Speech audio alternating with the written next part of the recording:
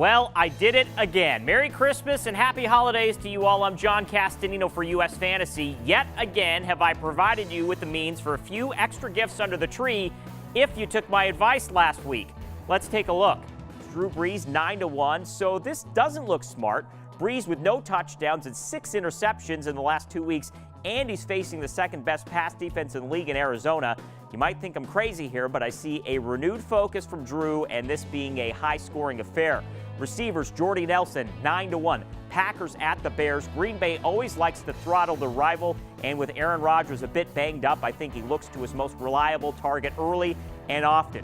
When I'm good, I have to document it, right? And I've been pretty good lately. Drew Brees blew the Cardinals away with 4 touchdowns and nearly 400 yards passing, easily winning his contest and paying better than 15-1 odds. Jordy Nelson paying out at over 25-1.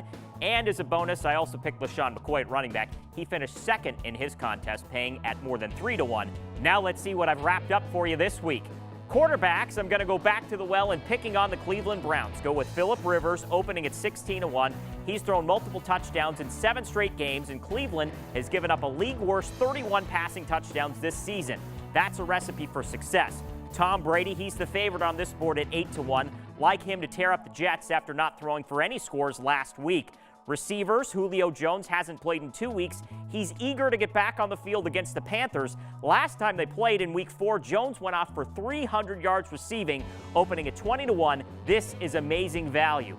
I also think it's a spot for a place or show selection for Alshon Jeffrey against Washington. He's going to be covered by Josh Norman, but the Skins have allowed 3 straight 300-yard passing games. And running back, 2 obvious picks for me. LaShawn McCoy again. I'm going to ride the hot hand here. He's gained over 100 yards on the ground 3 of the last 4 weeks, and the Miami run defense is terrible. Also, let's go with Todd Gurley here. A bit of a risk, but I like it. He opens at a modest 14-1 facing the 49ers run defense, which is worse than the Dolphins run defense, allowing over 170 yards a game. Gurley has yet to top 85 yards all season, though. And let's give you a holiday bonus. Bowl season is upon us. We've got several props on the board like this one. Who wins the national championship?